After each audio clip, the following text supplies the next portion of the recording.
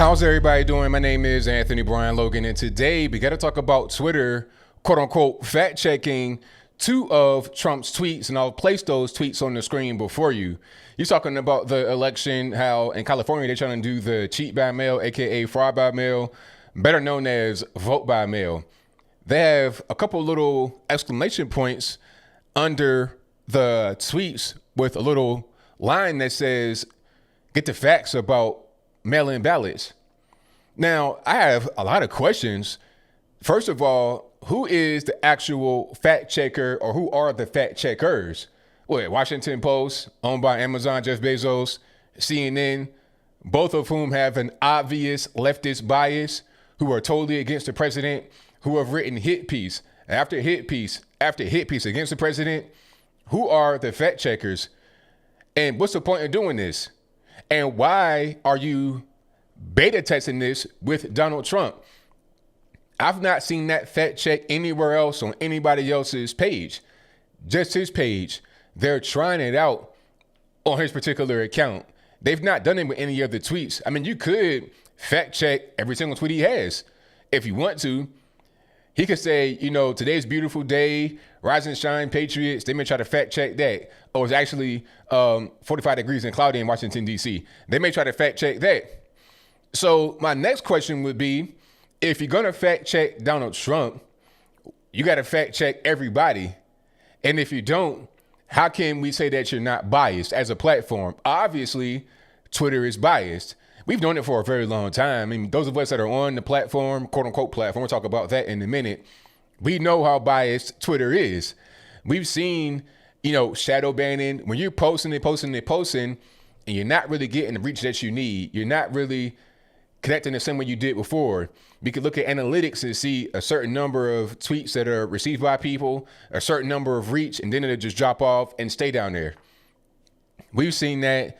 We've seen people get their accounts deleted. ALX from Turning Point, he got his account deleted for what? I have no idea. People get suspended for a long time. Luckily, I've not had my account deleted.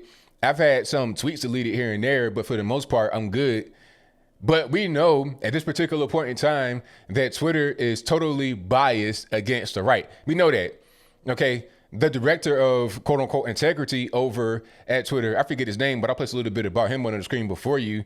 This guy has anti-Trump tweets going back to 2017, 2016, talking about Kellyanne Conway is the equivalent to Goebbels.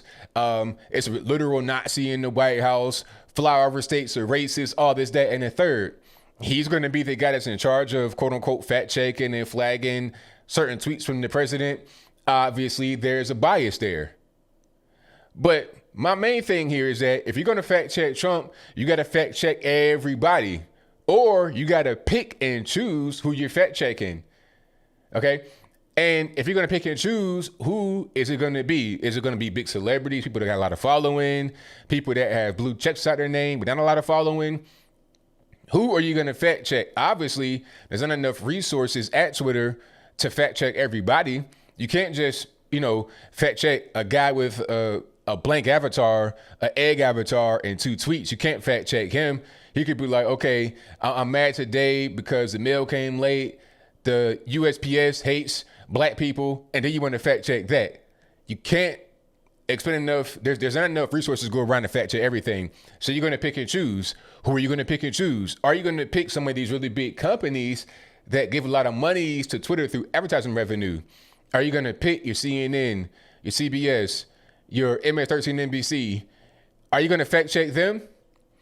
Okay. Are you going to fact check McDonald's, Wendy's, Arby's, Audi, Volkswagen? These big companies pay a lot of money in advertising fees. Because let's not get it twisted. Twitter exists because of traffic and advertising. The ads are there. Traffic is there to see the ads. That's how they make money. Okay. Same thing with Google and everybody else. It's all dominated by ads. What's the real reason why you're trying to fact check Trump and nobody else as of right now? Is it because of public pressure? People talking about, hey, get rid of Trump, get rid of Trump, get rid of Trump. So you say, all right, we can't get rid of him because he's a president, but we're going to start to just fact check his tweets.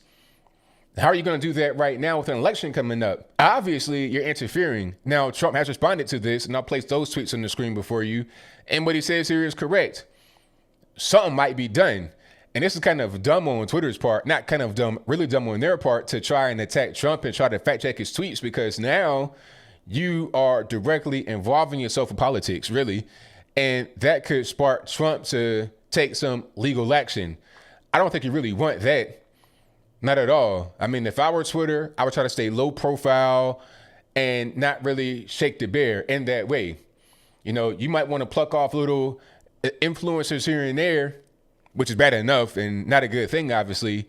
But now you want to come and try to attack the giant. Doesn't make any sense at all. Twitter is behaving in a way that a publisher would versus a platform. And I'll explain that right quick. This is kind of an important legal thing. They have certain protections legally as a platform, meaning if I post something crazy on my Twitter page, Twitter itself will not be responsible because they're a platform. So whatever a third party, me, publishes, that's on me.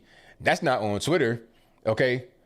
But if they're a publisher, they're responsible for what goes on their platform. Then they can edit, then they can pick and choose, then they can manipulate. Like New York Times, for example, they're a publisher. So if anything crazy appears on their website, they are going to get directly punished for that because it's their fault. They did it. They allowed it to go up. Anything that's there, it doesn't matter if it's an opinion, it doesn't matter what it is, they are responsible. So when people say, oh, well, it was just an opinion piece, it was an op-ed, it doesn't really matter. They're not going to publish a thing that they don't want to stand behind because it's, at the end of the day, their name on it. They're not going to just publish anything. I can't submit an article to New York Times and just have them post it up. That's not how it works. They're a publisher, so anything that goes on their website has to get reviewed, has to get properly edited, and meet the standards of the New York Times. It's got to be a thing that they stand behind because they're a publisher. They are not a platform. They don't have legal protection. If they do something inflammatory, a prime example is the whole Gawker kerfuffle. Remember that? Where Hollywood Hogan had his sex tape published on there?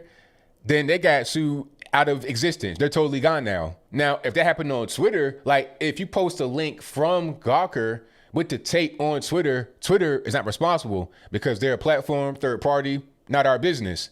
Which makes sense because how are you going to be able to regulate everything that comes through? You can't. You're going to pick and choose. And if you're picking and choosing the conservatives to try and block versus the liberals or people that you disagree with in some kind of way, flat earthers or whatever, now you're becoming the publisher. Now, if I post a crazy thing on Twitter, they are not responsible.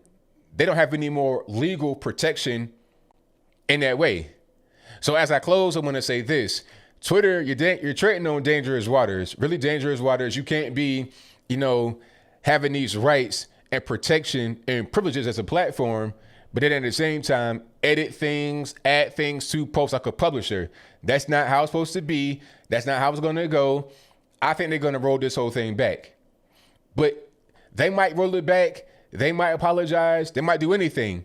But damage has already been done. You already put it out there now. So now people are going to associate Trump's tweets with not really being right, with being kind of fraudulent. And we know that you are trying to censor us on the right. You just confirmed it now. So that's going to be a really big thing you got to deal with in the future. And that's your fault. It's a problem that you created.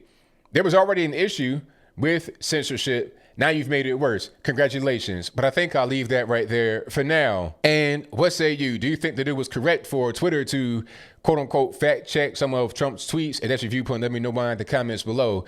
If you think that it was correct, why just him and not anybody else?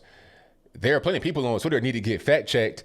People like Alyssa Milano talking about, I got my cloth mask, wear a mask, it saves lives. Obviously, her mask has really big holes in it. And it's not really safe. Should they fact check that? You got to fact check everything, at least from the big name people and big name companies, or fact check nobody. If you're picking and choosing, now it's like, what are we doing? How about let people that are reading these tweets, that are watching the videos on Twitter, make their own mind up? How about that? Rather than trying to dictate what people think and what they believe. Rather than trying to remove accounts, how about you let information just flow freely? As long as they ain't doing nothing illegal, what's the problem? Whatever your thoughts are, please let me know in the comments below. And that's all I got to say for this video. If you like what you heard, please comment, rate, share, and subscribe. Peace.